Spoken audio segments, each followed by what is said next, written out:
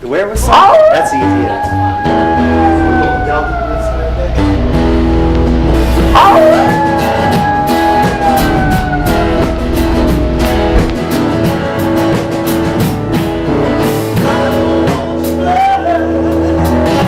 Only want some company.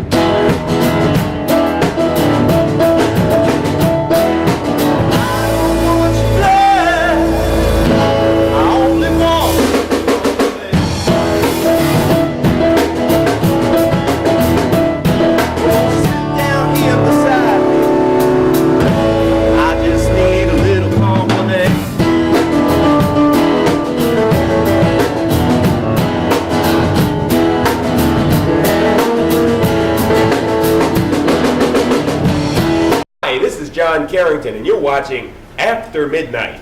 So stay tuned. We have a great show for you tonight.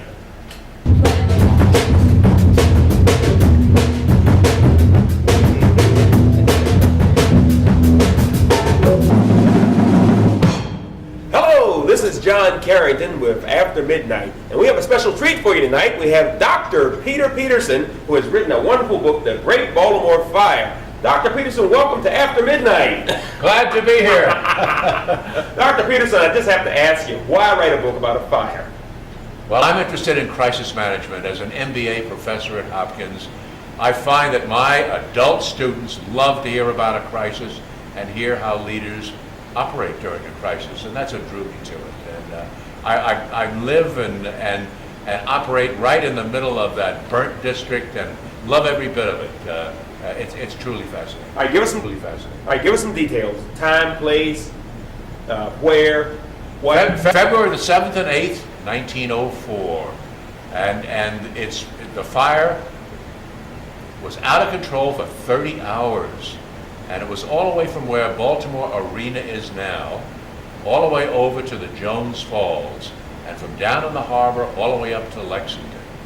170 acres. It just burned everything to the ground, with a few exceptions, of course. And this is the area of the original city of Baltimore that was consumed by fire. It was 2,500 buildings destroyed and 3,500 people put out of jobs. And it was a terrible thing that occurred. And indeed, Baltimore snapped back and was back in business, fully rebuilt in 2 years. I'm really curious. How did that fire start? How did it start? Well, the insurance adjusters came to the conclusion that it started because of a cigarette butt or a cigar butt in the basement of a warehouse. Somehow that cinder got down there and started the fire. The fire spread on an early Sunday morning, and then finally at 10:58 on the morning of Sunday, February the 7th, it set off a heat alarm, and the firemen rushed to the place, and within 5 minutes there was a great smoke explosion. Instantaneously, 7 buildings were on fire, and then with the high wind, that was the ball game, and it just spread, and that was it. All right, now talk about Charles Street. I hear some of the streets on Charles were affected by that fire, even to today. Oh, yes, indeed. If you notice, leaving the inner harbor and driving north on Charles Street, you have a very wide road. Well, when you get up to Lexington, all of a sudden, the road contracts. It goes from 5 lanes down to 2. And why is that? The Great Baltimore Fire. The area that was rebuilt is wide, a wide road. But when you get down to Lexington Street, it's quite narrow. And so stick a couple of UPS trucks and a FedEx truck up there, and I just watch them go, and oh, those folks are surprised when they get. I call that a blockade. 2 UPS trucks, one on this side, one on that side. You can't get through that particular portion of Charles Street near Lexington. Yes, indeed. Yes. Now, I hear there was a horse that was a hero. Oh, Talk about our hero. a horse by the name of Goliath, and this horse was the lead horse of 3 horses that were pulling a hail water tower, and they were dashing north on Liberty Street, and they got to the building that I was talking about, which is the John E. Hurst building. And just at the time of the smoke explosion, and the horse sensed that was occurring, and at the very start of that smoke explosion, made a U-turn, ran south on Liberty Street, saved himself plus the 2 other horses, plus the hail water tower, and the human beings that were on board. And so that horse, Goliath, was a hero. For years to come, they would take that horse out to county fairs, and they would bring out that horse with garlands all around the horse, and they'd say, "Let's hear it for the horse," and everybody would applaud, and they loved that horse. And that horse retired and had a wonderful life in the pasture after working so many years. All right, well, give us some numbers. How many people were injured, hurt, lives lost, property damage, cost? Well, the city of Baltimore was very proud of the fact, they thought anyway, that no one had been consumed by the flames.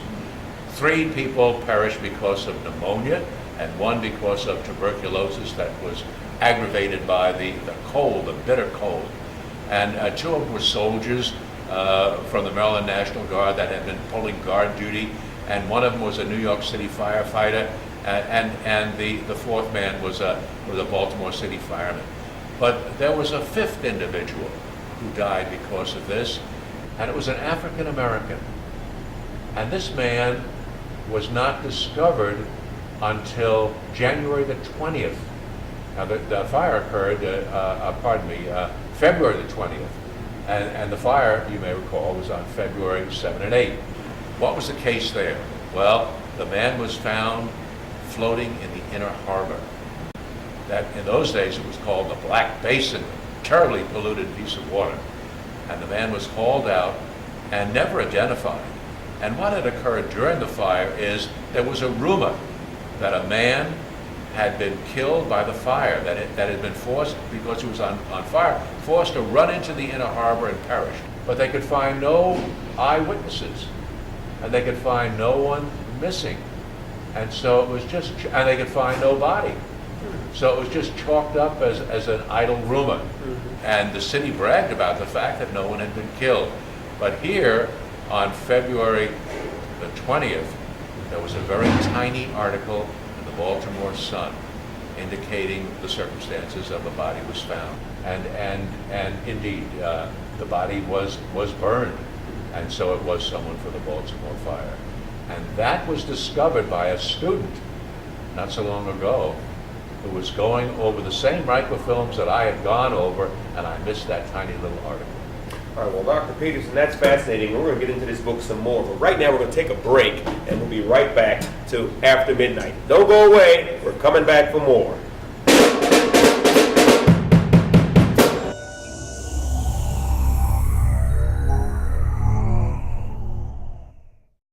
Well, Dr. Petersen, I want to know about the mayor. What was the mayor of Baltimore doing during this fire? Let's put the date on this, because I don't want the wrong mayor to get blamed. 1904, Baltimore's youngest mayor, 1 year younger than Martin O'Malley when elected to office. Okay. Now, this mayor spent his time running up and down the streets with the firefighters, a real noble thing to do, a real macho guy out there with everybody else. The problem was no one could get a hold of him. And he was needed back in City Hall in terms of command, control, and communications, and it just wasn't there. Mayors from other cities wanted to know, do you need our help?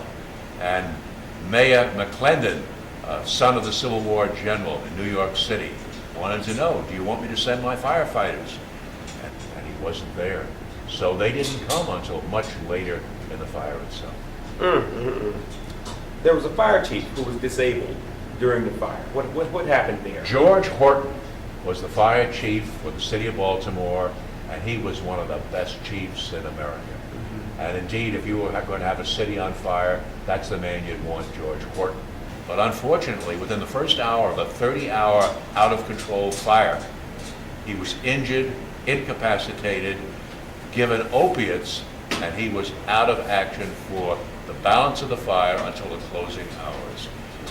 A man who took his place was August Emmerich, and August Emmerich was a district engineer who took George Horton's place as fire chief. A good man, a man who eventually spent 50 years to the day as a Baltimore City firefighter when eventually he retired. But this man, age 40 at the time of the fire, had a tremendous job. In addition to controlling the entire operation, he had 24 out-of-town fire departments that came into our city, and he had to place them and direct and control what they were doing as well. Now, there were some out-of-town heroes. Name some of the cities that helped. Washington, D.C. Was a major fire department that came in here. Within the first hour that George Horton was in command, he sent a telegram to Washington, D.C., and they arrived early in the afternoon. Department that came in here. Within the first hour that George Horton was in command, he sent a telegram to Washington, D.C., and they arrived early in the afternoon. They were on the railroad for 38 million. They traveled by rail from the rail yards in Washington, D.C. to Baltimore, Camden Yards, in 38 minutes. Wow. A tremendous record. Actually, it was the second record between those two cities. 38 minutes. Hell, a Mark Twain doesn't do that today. No, it's 38 minutes just waiting for the train to show up. But they arrived here. There were crowds of Baltimoreans, tens of thousands, cheering them as they got off the cars from Washington, D.C. They rushed up to Little Sharp Street, hooked up their hoses, and lo and behold, they didn't fit. Oh. Didn't fit. We didn't have a standardization of hoses at that time in America.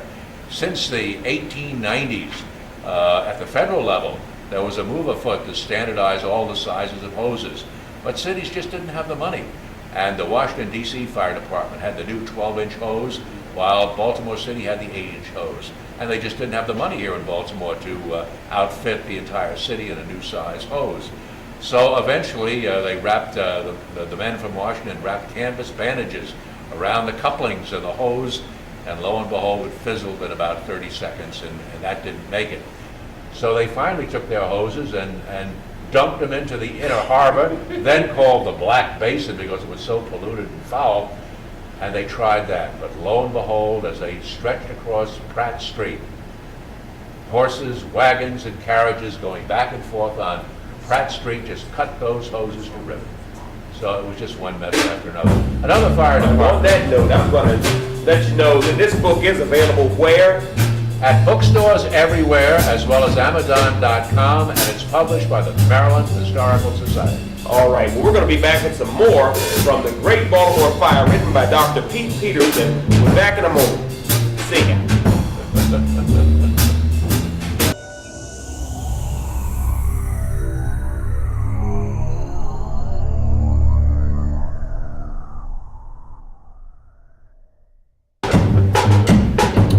Welcome back to After Midnight, and we're talking to Dr.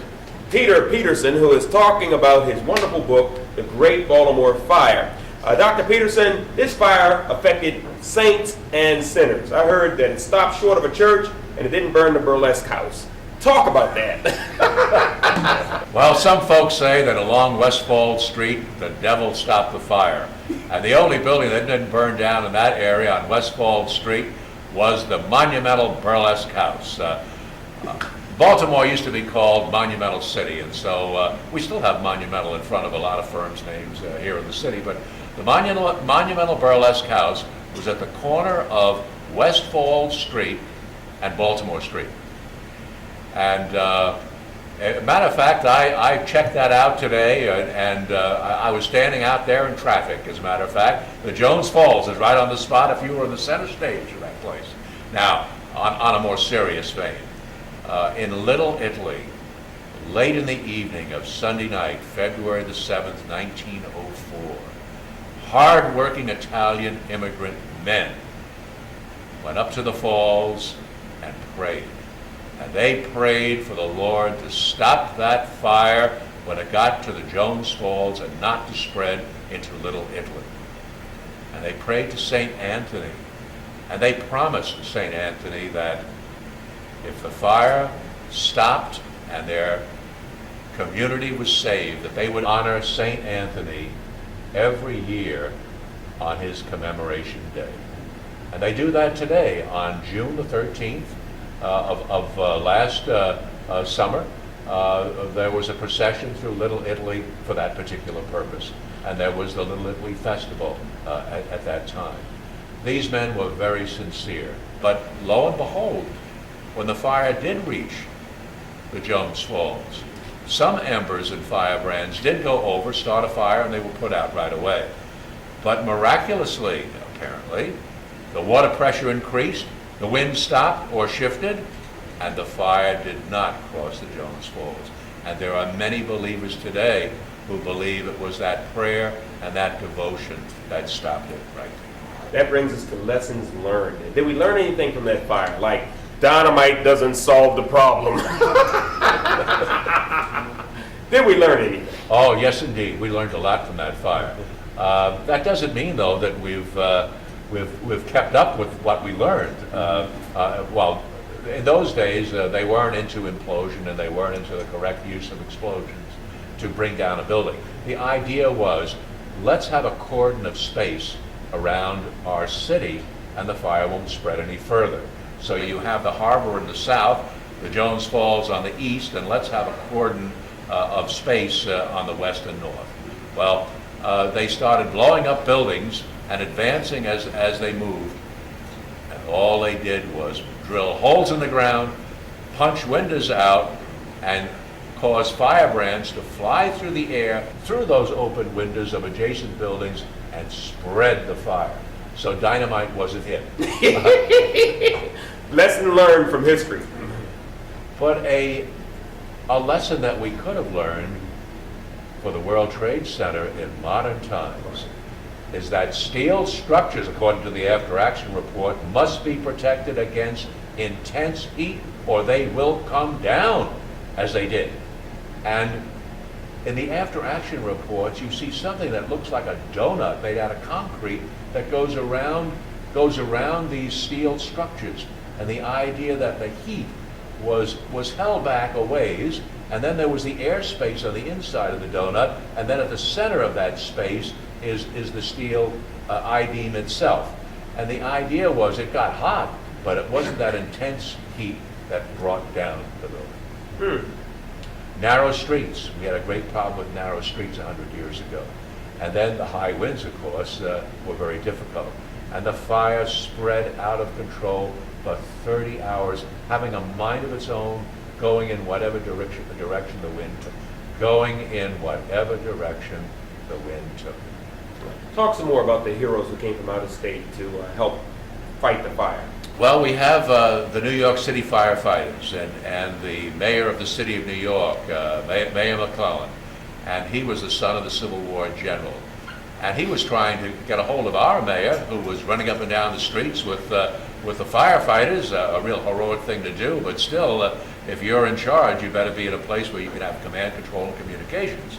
And so eventually, he took it upon himself, that is the mayor of the city of New York, to send 9 engine companies and 1 ladder company to Baltimore. Before this happened, however, there was a false alarm in New York City, and firefighters dashed down to the Hudson River, and indeed there was a ship that was reported to be on fire, and the surprised crewman said, "There's no fire here," and it turned out that the name of the ship was the City of Baltimore. Confusion. And people thought, well, the city of Baltimore was on fire, so that was their ship that they were going down to put out. But eventually the men, at around 1:30 in the morning, the New York City firefighters were given the word, 1:30 in the morning, and they jumped into their boots. Most of them didn't put socks on because they thought it was a local fire. Many of these men had never been out of the city of New York, and so they dashed down to Baltimore not really knowing where they were going.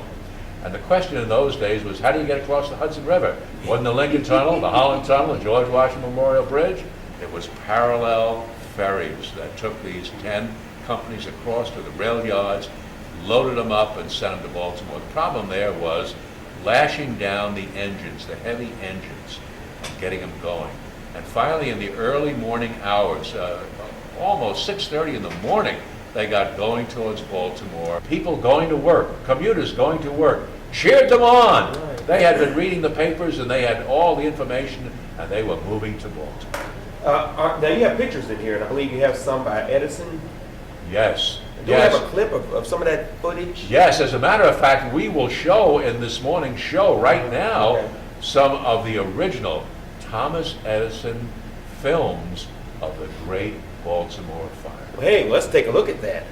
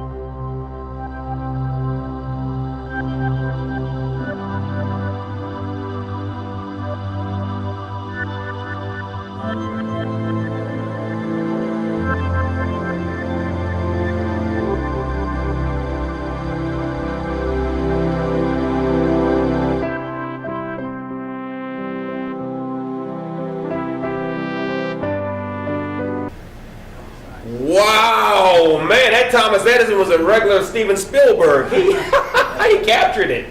He captured it. How did he do that?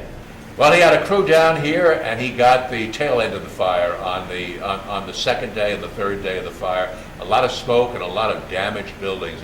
It was a horrible mess. Imagine buildings that were held up with steel frames and stone and brick. The city wasn't made out of wooden buildings in those days. It was stone and brick, and they came down, right down to the ground. Now, there's some great animal stories that came out of the fire. I hear there was a dog that had a story to tell. Well, at least the people who owned the dog told the story. Talk to us. The New York City firefighters got here in the afternoon of the second day of the fire. They moved towards Little Italy. They moved towards the southeast corner of the burnt district. And everywhere they went, there was a dog that seemed to be leading the way. And the dog who answered to the name of Jack, but that really probably wasn't his name, became real chummy with the firefighters. And when the fire was over, and as a matter of fact, the day after the fire was over, when the New Yorkers got ready to go back, they were given boxes of cigars and flasks of rye whiskey and scotch and bourbon. And there they were in the rail yards, having a drink and a smoke, getting ready to go to New York, and outside, standing there looking at them, was this dog. And they said, "Come on, if you want to come with us, come on with us." And the dog got in the car with the firefighters and headed towards New York. And as they were pulling out of Baltimore, one tough firefighter, he took a little bit of this rye whiskey and put it on top of the dog's head and said, "I christen thee Baltimore." And so the name of the dog from then on was Baltimore. And this was written up in the New York Times. They had 5 reporters down here that came down with the firefighters. They got back to New York City, back to the rail yards, and they dismounted, and they headed towards the ferry to go across the Hudson River. And an attendant there on the ferry said, "No dogs." And 2 burly firefighters jumped off the wagon, and the matter was resolved. I love that. I love that. And that story and others are in the book written by Pete Petersen, The Great Baltimore Fire. And again, one last time, where can we get this book? Maryland Historical Society, bookstores everywhere, as well as Amazon.com. Well, this is John Carrington for After Midnight, and this is Dr. Pete Petersen, our guest. And I just want to thank you for being a part of After Midnight. And my pleasure. We're going to take a break, and we'll be right back.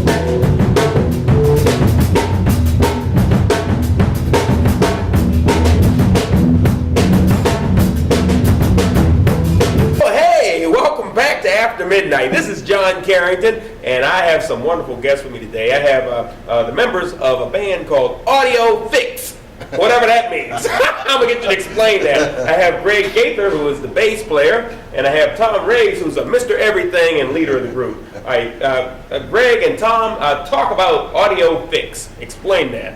Okay, well, first of all, I'm not really the leader of that particular group. It's more like a democratic process. Like You're not the leader and you're a Democrat. Right. Let's get past the politics and let's talk about the band. Okay. Well, the band was formed by Greg in Jay Shea. JC and Ryan Brown. JC's a trumpet player, and Ryan Brown is a turntablist. They're a turntablist, so it's like a jazz band with a turntablist. So it's kind of a, Okay, so now who do you pattern your style after? Is anybody, any artist out there that we can kind of point to and say, hey, it sounds something like? Like Miles Davis, his later period. Well, after period. That'd be close. Herbie Hancock, his electric stuff. It's kind of like a jazz fusion type band. Working on our third CD here. Hey! Yeah, and we just had a CD just come out called On the Music Live. It was recorded on the Music in September. And we have an MPT special coming out. When does that air? it'll be aired on February 23rd on Artworks This Week. I repeat that. February 23rd on a program called Artworks This Week on Maryland Public Television. Look forward to seeing that because you guys, I hear you're good, man. And your CDs, give us some names of the CDs so that people can look for them. Well, the new CD is called On the Music Live, and that was recorded at the On the Music Live venue down on Charles Street. It's a new venue. It's got a lot of great jazz acts coming through there. And it was from a show we did in September. And the CD is just now available. We just released it like a week or so ago. And we have a new show coming up March the 3rd on Day Music. We'll be playing a concert there. We'll probably be recording that for the next CD. Yeah, the next CD, yeah. So you actually record live? Yes, Yeah, yes. And that's a beautiful room. They've had Andrew Hill and numerous national jazz artists play that in addition to having local talent. And yeah, we're excited about playing that. All right, give us that date and that location again and an address if you have one. It's March the 3rd, which is a Thursday. Probably be two shows. I think best to call the store. The store is located at 409 North Charles Street. The first floor is a super dynamite CD record store, and the second floor is the concert hall. And yeah, we'll be down on March the 3rd. Oh, and don't forget that you help us out up here at After Midnight here at the top of the World Trade Center. You got your band here, and you kind of jam us in with some music and jam us out with some more. Well, that's a great. We have a lot of fun doing that. You know, I enjoy playing for the After Midnight show. Honored to be here. So yeah. You're good role models for people who are watching who are members of bands. Give us some advice for bands that haven't gotten to the level of producing their own CD yet. Well, I think it's just a matter of getting out there and doing it. You know, I don't think it's. Don't really go into it looking for a lot of money because you're not going to get rich playing music. You burst that bubble. if it's, you know, if you look at it more like an artist, if you're doing it for the art, for the passion of playing music, then get out there and start doing some gigs, and even if they're for free, and you know, if you're good enough, the money will come. You know, the people that are out there doing it full time, you know, actually started out doing a lot of free things to build up to be able to, you know, get gigs where actually pay the bills a little bit. Free advice for you band members from Audio Fix, Tom Ray's, and Greg Gaither. I want to thank you for being a part of After Midnight. And you guys continue the good music and the great things you're doing, and we wish you continued success. Bye-bye. And you guys did a good job. Thank you for joining us here at After Midnight, and that was a great show. This is John Carrington signing off for After Midnight. See you next time.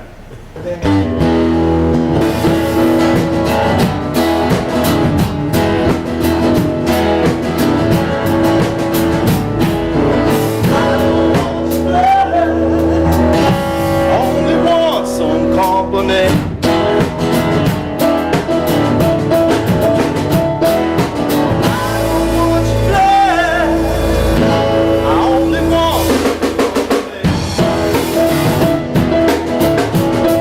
Oh!